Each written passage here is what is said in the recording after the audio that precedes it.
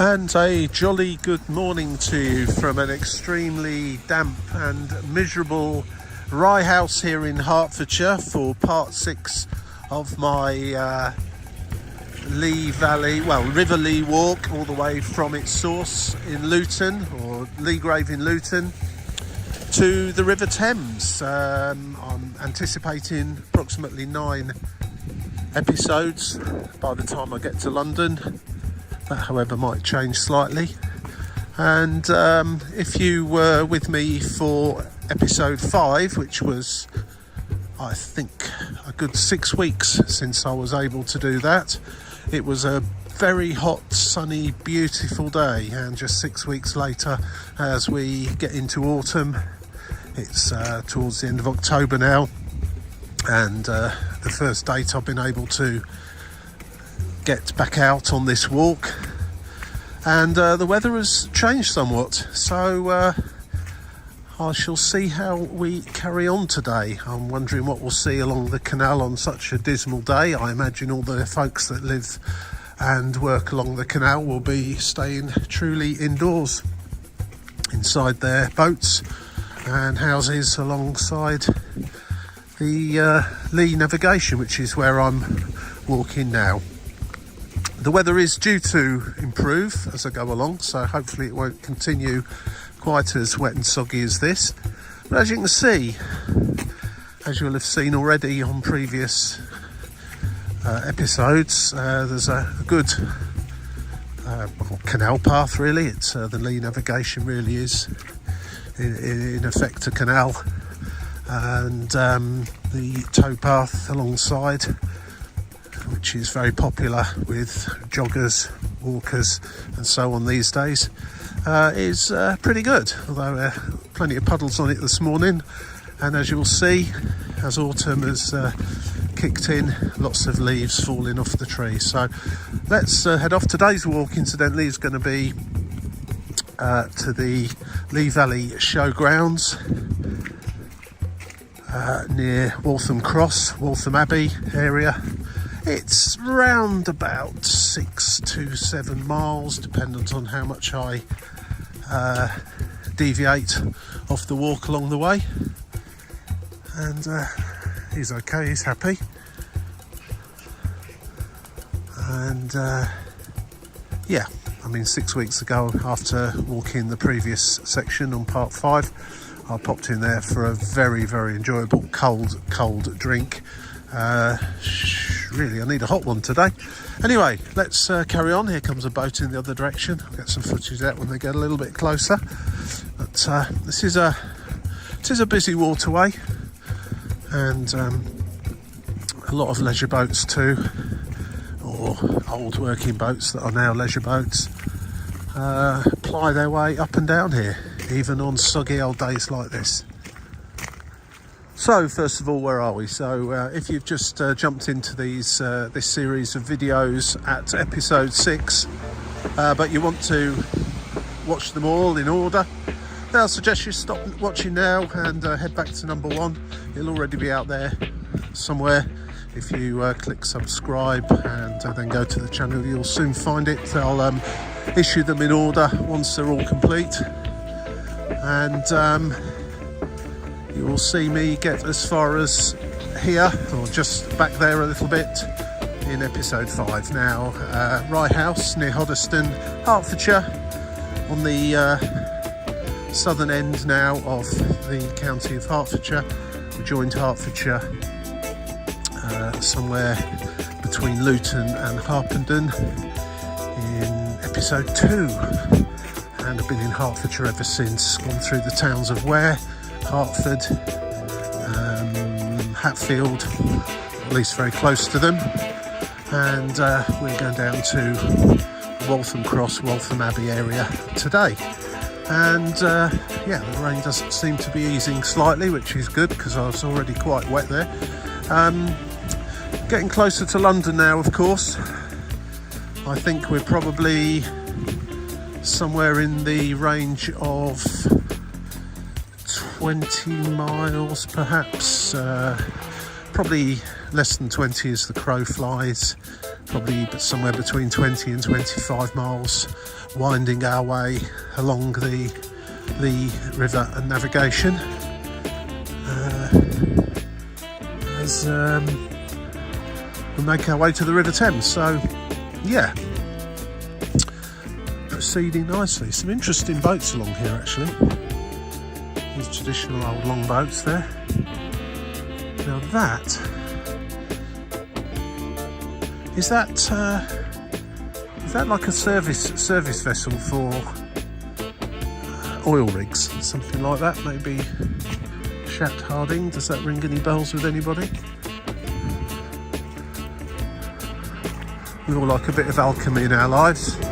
Here's a boat named after it.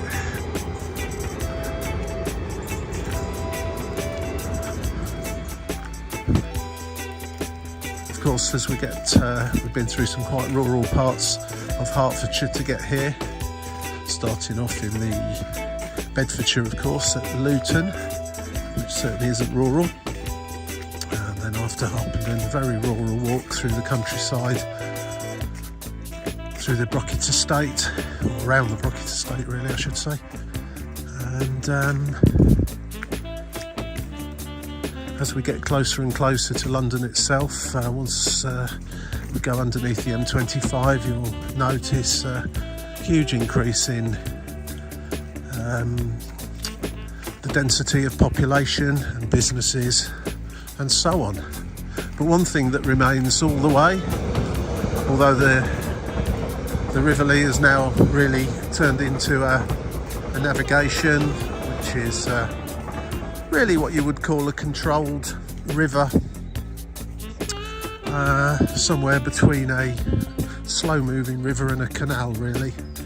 It's certainly very canal-esque in this part, and served many people for many years as a route for industry and commerce before we had so many roads, lorries and trains and so on. So it's more of a pleasure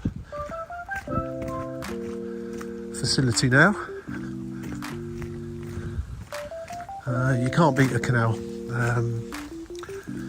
I'm glad that they have been in many cases restored. They were allowed to fall into rack and ruin in Britain over a long period of time, but they are very much part of the culture and environment now, and a great place to go and take walks, boat rides, and spend some time next to some water. Don't think I'll be attacked by midges and mosquitoes and things like I was in the last episode today. But I'll probably end up with very wet feet.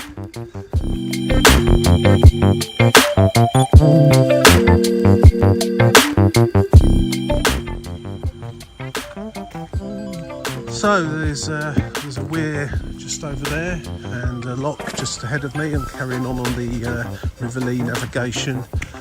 Just over that way is the River Stort navigation, and quite a few lakes, and it's quite a watery part of Hertfordshire, and in fact it remains pretty much that way through the Lea Valley all the way through London, with various reservoirs and lakes and so on as you go. Oh, this boat's seen better days. Yeah,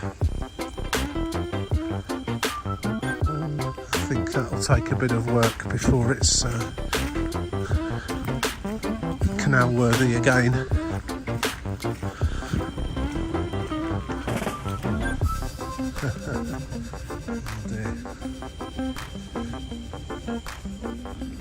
There's its registration number there if anyone's interested in looking it up. British Waterways 516920. I might look that up myself later on to see what it has to say about it.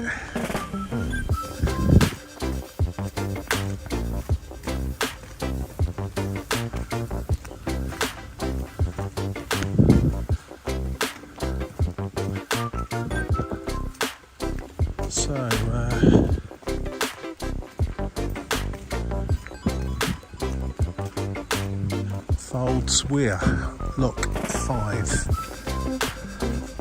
think that's probably pronounced. Just very muddy and puddly just here. Let's go around this way. Fields, Fields.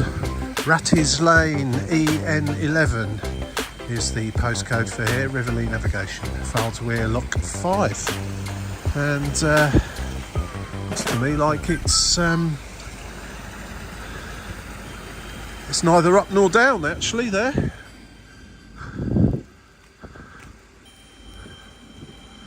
There's a sign sending you over a little bridge here, over this end of the lock, towards a public footpath towards the River Stort.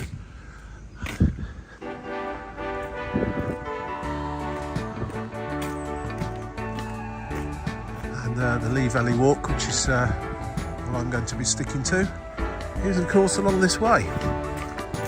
I have been so far using a combination of apps, one called Go Jauntly, which is specifically for walks and taking you down footpaths, where Go Jauntly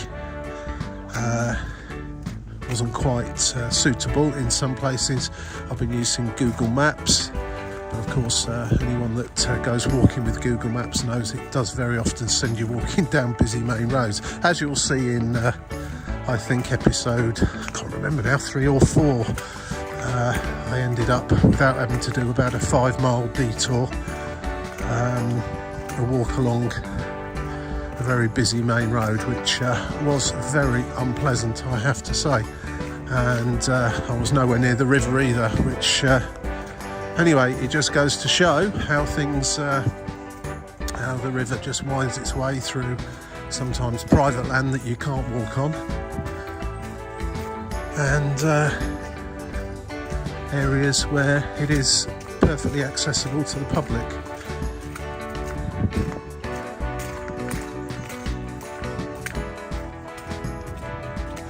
Walking right underneath some high voltage power cables here, and is it just me, or do other people feel the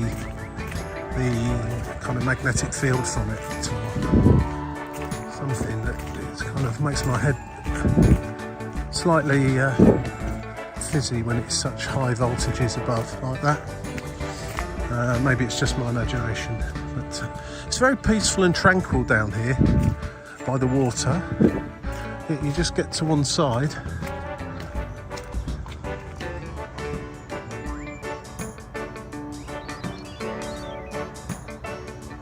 and there is a lot of industry. There's a biogen plant apparently, Biogen Hoddesdon, according to Google Maps. So using lots of organic material to produce energy, which I guess is a good thing. It's not too noisy, I have to say. I'm fairly close to it here, and it's there's sort of a general humming noise over there, which I think if I was had my boat moored up here at night would prove to be a little bit irritating, but as you can see, there's not really anywhere to moor your boat up just at this point anyway, and there aren't any here, so maybe that's why.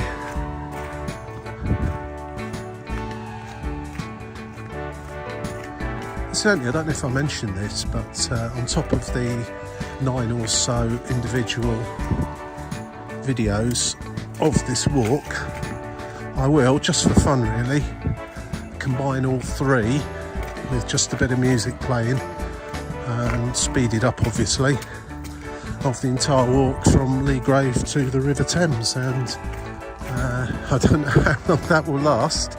I might have to edit down the individual videos a little bit to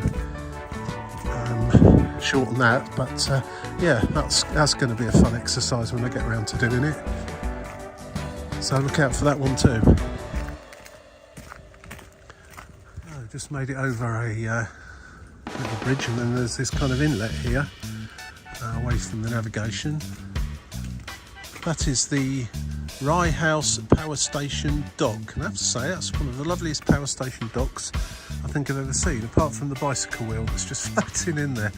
But I'm guessing that when coal came in to power the power station, this is where the boats would come, unload the coal straight into the power station, which obviously the actual coal power station isn't there anymore. We've got a biogen plant and lots of trees and power lines and so on, so some of the infrastructure's still knocking about, but that would have been a smoky old power station at one time, with coal coming in morning, noon and night into that old dock there.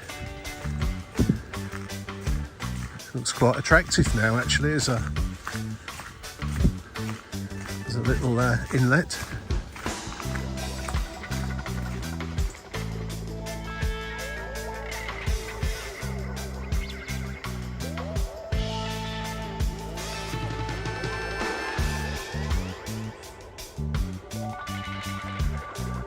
Yeah, so there's a sign there saying no fishing, and then there's a much older sign there which probably needs to be taken down.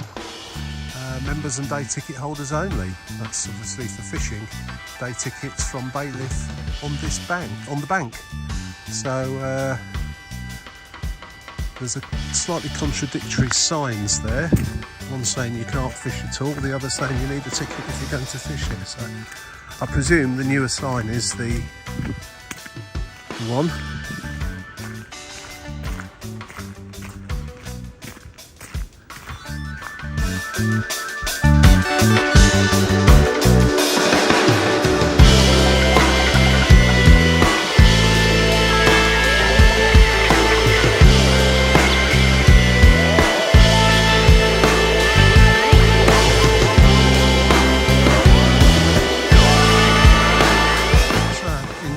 A shipping container to start with, but actually it's like wooden fencing that is just sticking out from that high metal fence over there, and I'm presuming there's some sort of drainage channel coming out that they don't want people going into, so this is the concrete here. Let's just pop the camera over the top and have a look, see what we can see. Ah, yeah. Some sort of outlet pipe, presumably clean water or rainwater or so on off the building, off the drain pipes. Hopefully it's nothing more sinister than that, but yeah, that's interesting. Yeah, you wouldn't really want anyone climbing into that lot. From here on in, it's really quite difficult to totally establish what is the River Lea, if indeed the River Lea really actually exists in its real form this far towards London, which is the River Lea Navigation, which is the River Lea Navigation Flood Relief Channel. There's one or two other channels leading off here and there into lakes and reservoirs and areas, leisure areas, and there's a much further on actually from here is like a cutting that cuts through to the Regent's Canal as well. So I'll be following the Lee Valley footpath, and of course it is not necessarily always going to be the Lea navigation, I don't think, but we'll follow the footpath as it's the Lee Valley and see what we find. I think we might need to cross over here. I shall have a little check in a moment. Oh, have I got a choice? Oh, I can hear a lot of water pouring, so I think we're coming to another weir and area. Ah, yeah, you see, so the canal itself cuts off in that direction, and there's a nice pub there, Fish and Eels, or I say it's a nice pub, it looks nice, whether it is or not, of course. Only its customers can say.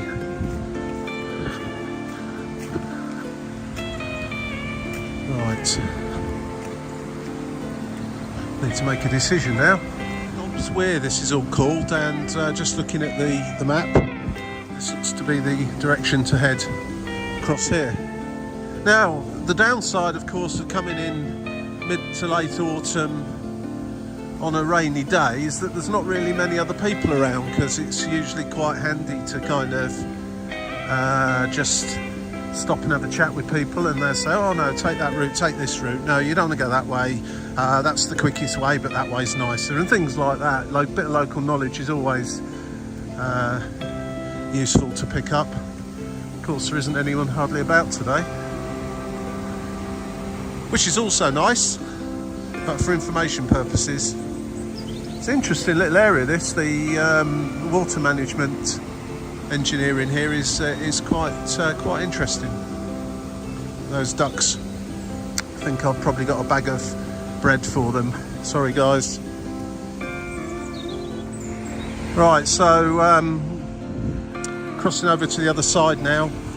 I'm gonna, the only thing I can do when I can find the actual signs, they're not always in evidence, is follow the Lee Valley Walk signs.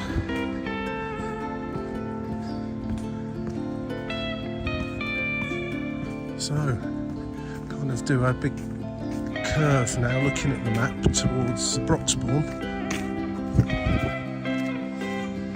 and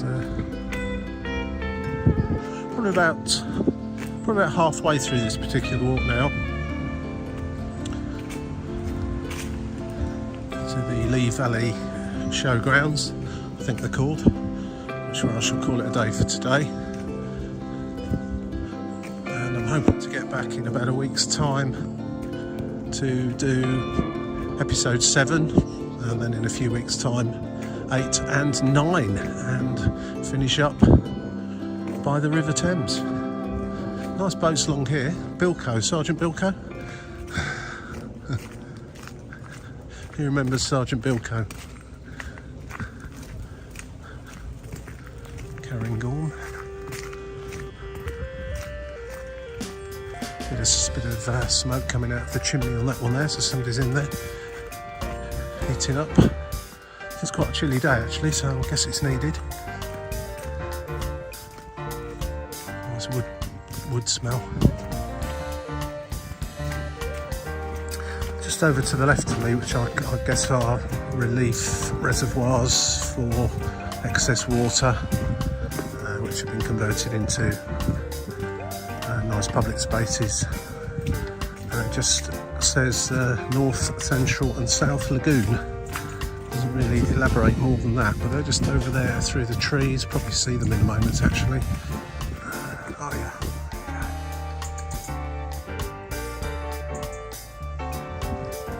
I presume they've got another name other than that. Just go up to another lock actually.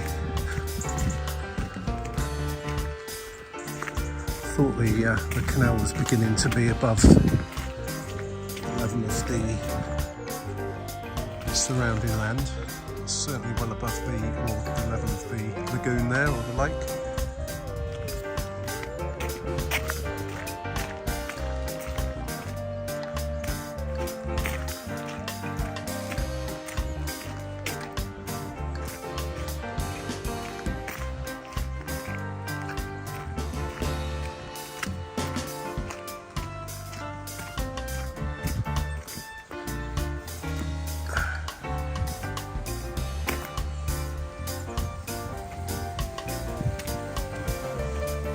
Dobsweir Lock 6.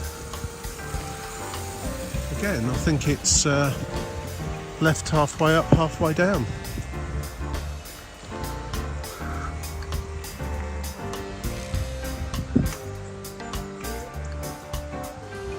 Guessing it's left like that on purpose to stop people. If the water's at the same level as the inside of the lock, then you can open these gates, and without the lock gate key or whatever they're called, to let the water through. Right, so what's the sign here? Nazing Meads. There is a lot of water around this part, so we've got Glenfaber Lake, River Stort, Rye House Gatehouse, Rye Meads Nature Reserve, Roydon, Station, Harlow, to give you an idea of how close we are to those places. And I think we must have just passed the Lee Valley Caravan Park back there somewhere. I didn't see any caravans, but do you know, it seems like a heck of a long time since I walked through Ware. I didn't actually go to Ware railway station. I walked through Ware, and that's only apparently 5.5 miles away, but because it was an amount of time, it seems a long time ago and a lot further away than that, but there you go. I'm pleased to report the rain appears to have stopped now, and the skies are brightening up a little bit. It's always nice to come across a sign here and there when you're on these walks, rather than just constantly checking out your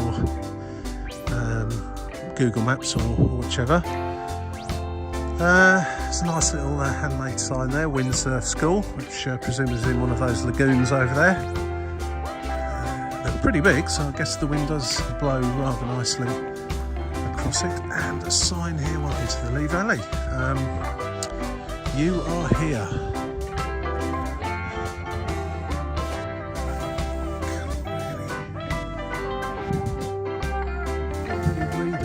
There's the caravan park I walked past. Heading along this way towards Hoddesdon. It's quite a large area that map's covering.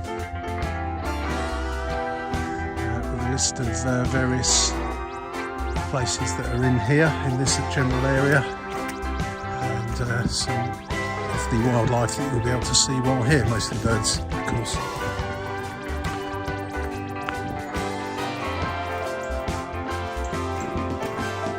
I have to say, my previous walk to Rye House and this one from Rye House have been the most enjoyable,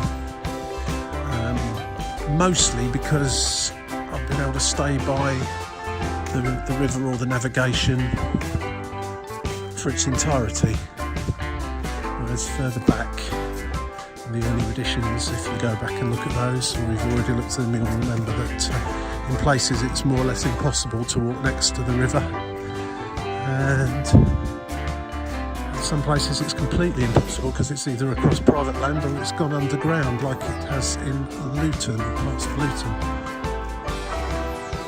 The canal path here is really turned into a road as sorts. I mean, it's very potholed, unfinished, untarmacked road, but it's shown as a road on the map at least. And of course, as soon as you get a road where people can drive, you get the lowlifes that want to do this sort of thing, driving down it, probably late at night, and dumping all their rubble. Absolute disgrace. Look at it. Should be ashamed of themselves. And the foxes have been there, and the rats are maybe picking about in the bags. Yeah. Oh, there's someone's car registration number there. Maybe the local authority ought to be having a word with whoever that belongs to. See if they know anything.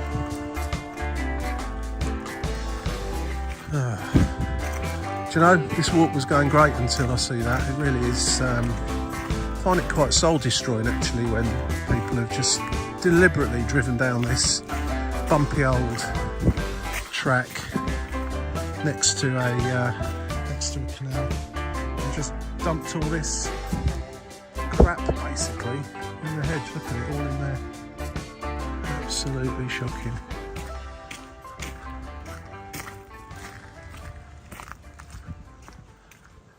No excuse for it at all. I know the reason why sometimes, but there's no excuse at all. Look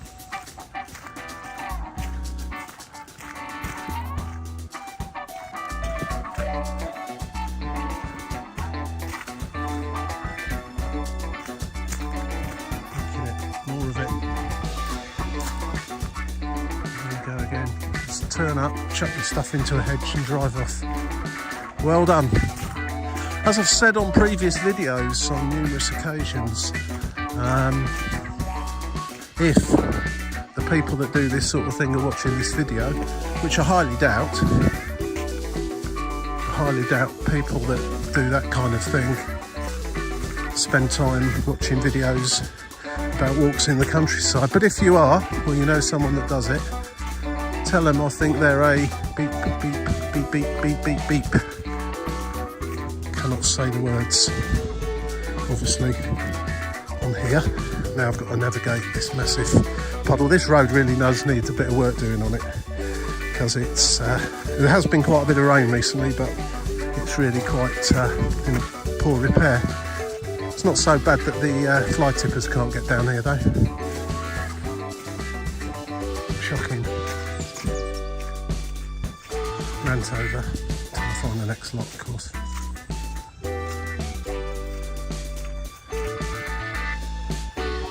Grey Lady. Some nice boats just moored up here, and we're coming up to there's another weir over there to let the excess water find its way round. Obviously you can't send the boats over the weir, so you need a lock. Let's drop them down again. Let's have a little look at this one. Someone's probably going to have to tell me how you pronounce this locally, because maybe I'm overthinking it, but you'll see what I mean when I get to it. Yep, halfway up, halfway down again. So presumably we have an issue with people tampering with the gates if they are left with the water high up or down. Cartagena, Lock 7. Nazy New Road EN10, Enfield 10. So we're getting there. It won't be long before we cross under the M25, and most people consider that to be being in London. It's not quite really in a lot of cases.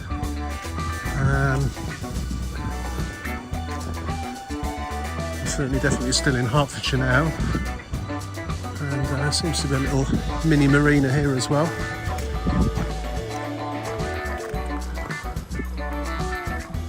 Just listen to the sound of that. Don't they sound brilliant? Absolutely excellent sound.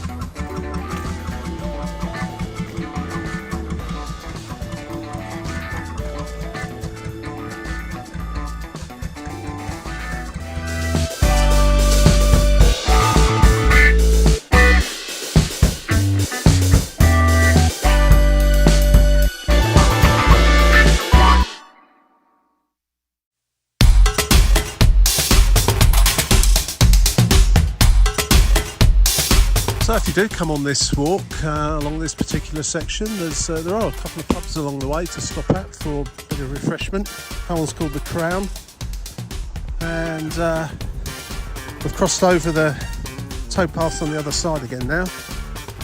As the side I was walking on, the left as we're looking, is now backs onto properties, people's houses, and I would imagine some quite nice and expensive houses by the look of things, with their own little mooring platform or boat platform, whatever you call them.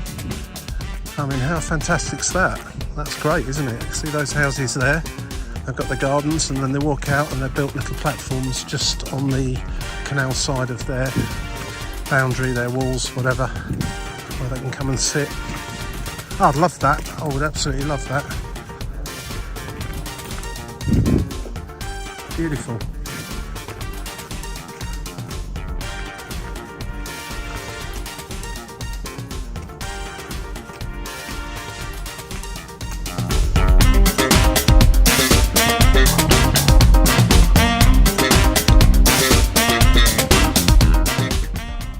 And some useful sounds here.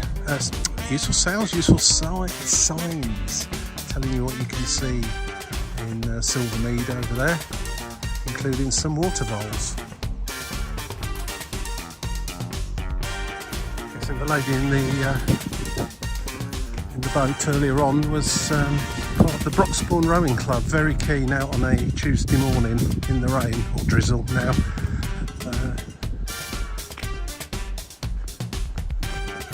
Good on her. Railway line just over there. That's the same line we've been walking next to for quite a way now.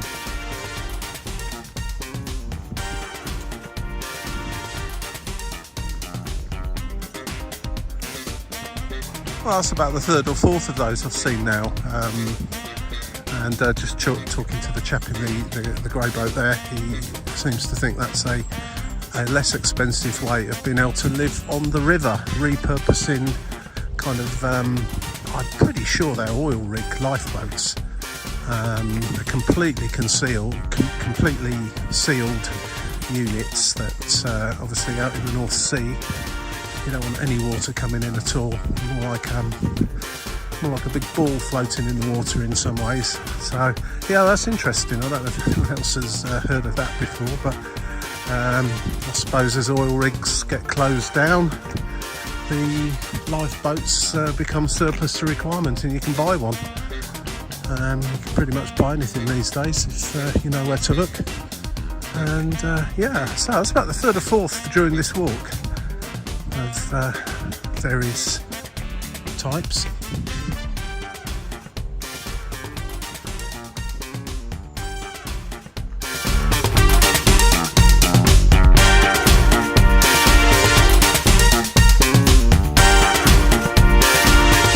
I don't know if you can read that sign or not. It says 15 miles from Old Ford Locks.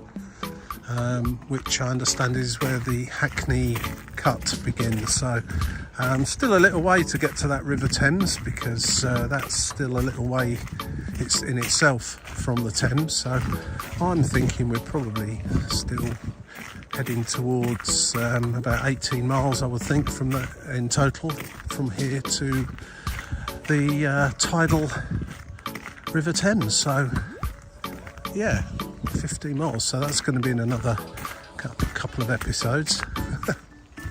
Next but one, I think. Possibly, yeah.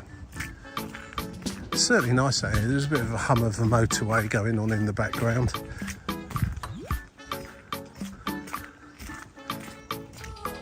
Hello.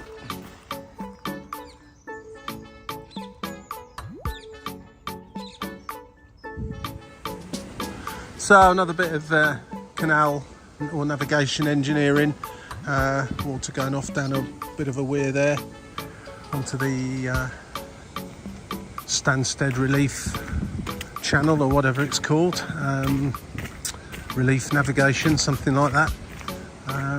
So to keep the water in the canal at the correct level. And we're just coming up to King's Weir.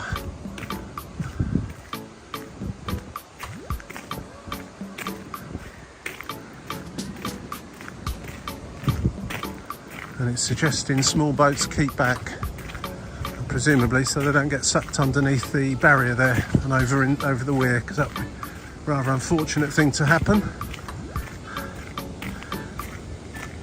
But when you've got a river feeding a canal, you do need this kind of engineering along the way to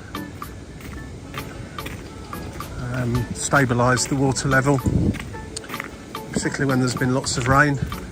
But also when there's not been much rain, to make sure that the canal level stays as it should do.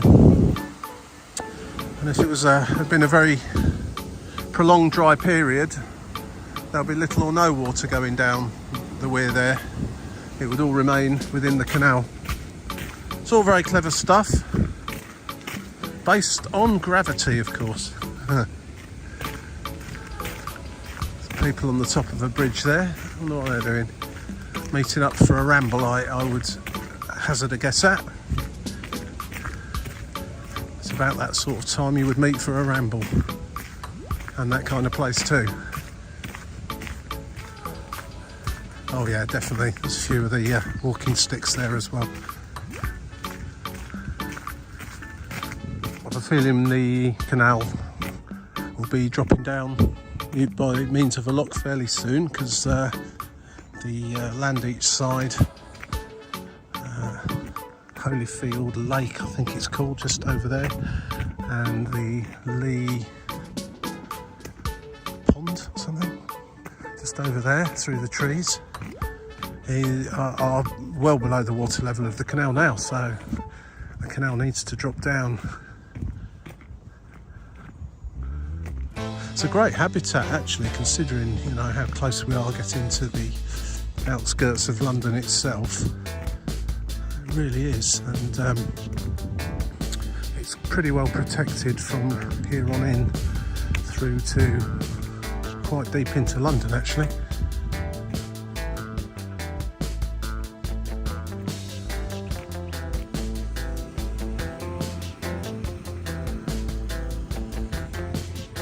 Aqueduct Lock 8, and yeah, here's first one in a while where the water's not been left halfway up, halfway down, so that's what happens.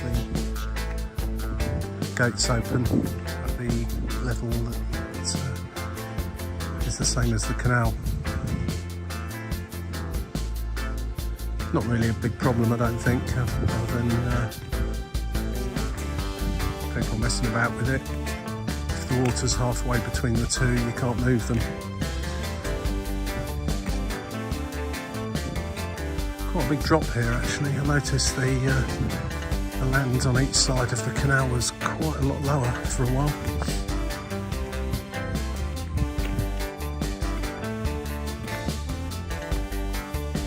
Completely surrounded by the Lee Valley Country Park just here. It really is quite tranquil. Yes, there's a bit of road noise in the far distance, but very pleasant here. And all those logs floating in the water, looks like, at first glance, alligators, which I'm fairly sure they haven't got here. Well, that'd be great if they did.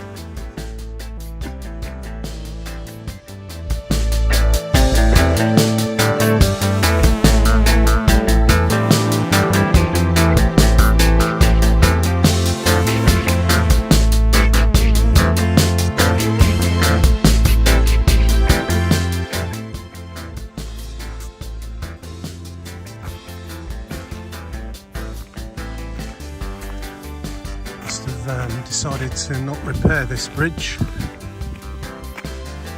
and replace it with this wooden footbridge over here.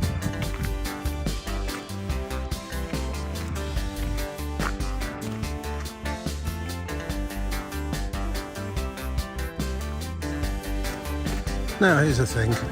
So people say that in the south of England no one will talk to you, no one will say hello or whatever, and to a degree, I think it's a big city thing rather than anything else, and they don't come much bigger than London, of course.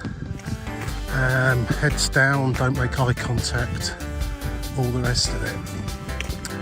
But you walk along something like this and everyone says hello to you, unless they're completely lost in their own little world listening to music on headphones or something like that. But on the whole, most people will acknowledge your existence, say hello, good morning, etc. And I don't think that's necessarily true if you go to cities that aren't in the south of England. I think you'll find the same problem as you do. So I think it's more of a cities and towns thing where people want to just keep themselves to themselves and not interact too much with other people, whereas when you come to places like this, people are usually willing to stop and have a chat and tell you what they're doing, where they're going, how long they've been doing it for, and all the rest of it. And the weather's certainly perked up from the start of this walk. We've been walking about 2 hours now, and it was throwing it down at the beginning. So well done if you're still watching. We've actually got some sun poking through now, and we're coming to another lock. The land does seem to be dropping away quite rapidly in this area, so more frequent locks. Cheshunt, lock number 9. Now then, if you look over in that direction, although the lock's dropping down maybe another 3 metres or so, the land over there, where the lake is certainly a lot lower than that. And of course, as I keep saying, canals have to be kept at the same level to facilitate navigation with boats. I've a feeling that the original River Lea, if it really still exists as such in this area, in that sense, would have run down there, over there through the valley, the lowest lying land. It certainly wouldn't have been where we are now, just by natural flow of water. When you look on a map, to the left of me is just a massive series of lakes, all joined by little channels that run parallel to the navigation, with a series of sort of little weirs and sluices and things like that to keep the water level here at the correct level, and those being the balancing lakes, if you like, over there. So while it pumps water from the River Lea at one end to feed this canal, excess water, and there certainly has been a lot of it over the last week or so, gets sent over to those lakes. Shardlow. That's a long way off the beaten track. That's up in Derbyshire.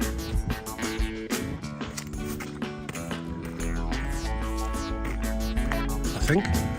Correct me if I'm wrong.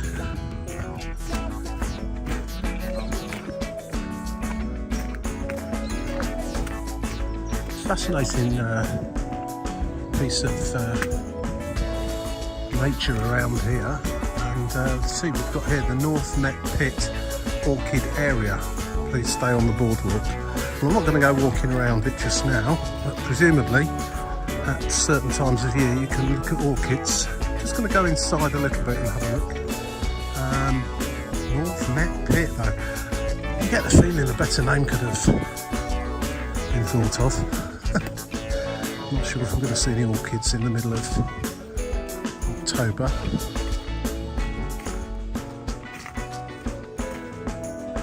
Orchid Discovery Trail in the Lee Valley Regional Park. Follow this waymarked trail and get close-up views of these beautiful and scarce plants. The route is approximately 2 miles, 4 kilometres, and will take about an hour and a half to complete.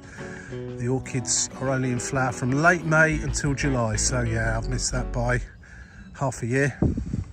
This is one of 3 information boards on the Orchid Discovery Trail. Well, there you go. If you like your flowers and like orchids and walking, then get yourself down here, the Orchid Discovery Trail in the Lee Valley Regional Park. I would guess that is well worth it if you like looking at orchids. Hopefully the orchids are left alone and not picked or anything. Nothing would surprise me these days. Right, I think I've probably got about another 1.5 miles to the end of this particular walk, so I'm going to power on now towards the end and put the camera back on once if I come across anything of interest, which I'm sure I will, because this has been a very interesting section, albeit a somewhat soggy one.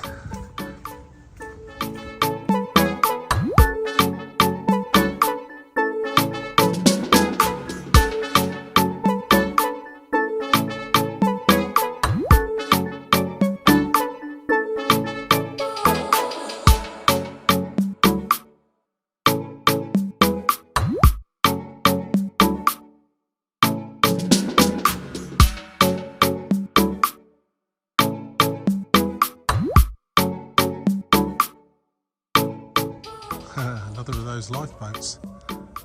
What's that up there as well?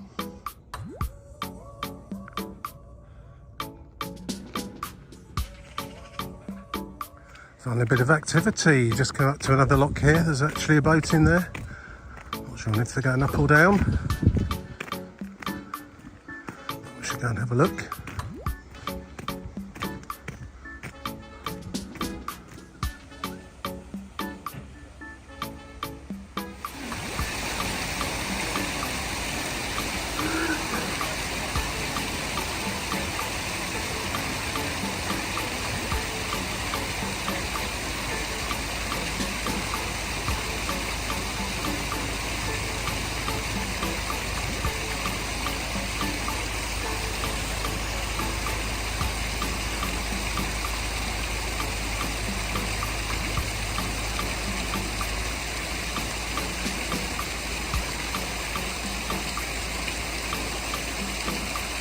So make sure you've got not too much on the top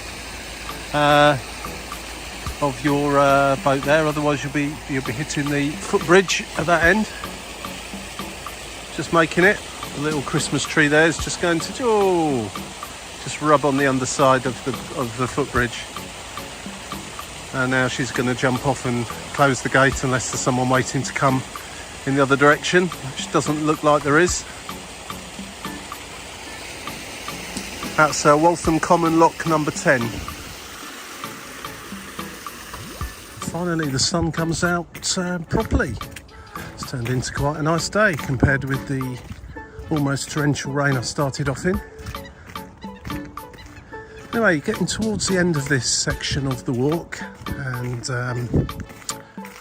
it the A121, A112, something like that? I can just hear it ahead of me, and that's where today's walk will end.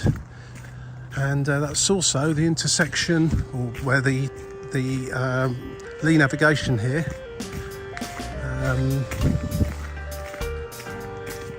starts to run parallel with the Stansted navigation. And it will also be the starting point for part 7 of this walk. So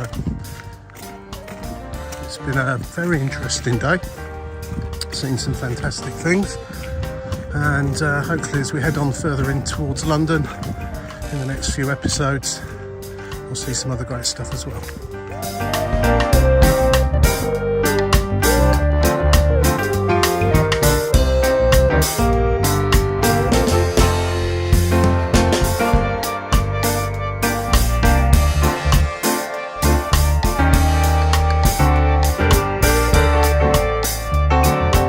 Right, so there we are at the River Lea Country Park Showground. In that direction is Waltham Abbey and McDonald's, and in that direction is Waltham Cross, where I'll be heading to jump on a train. And over here is the River Lea navigation and the Stansted Stream. I don't know, I can't remember the name of it. Over here, they run parallel next to each other for quite a while. Essentially all this is over here is a balancing channel for the water levels, really. All very clever, feeds the lakes, feeds the canal, and keeps everything in order. So thanks for watching this episode 6. Episode 7 will be back from exactly where I'm standing now as soon as I can get down here to do it. And the next episode I'll be heading towards Tottenham Lock near Tottenham Hale, when we truly will be in London. So once again, thanks for watching. Don't forget to subscribe, press the like button if you liked it, and the yellow button if you want to know when more videos are released. Cheers now.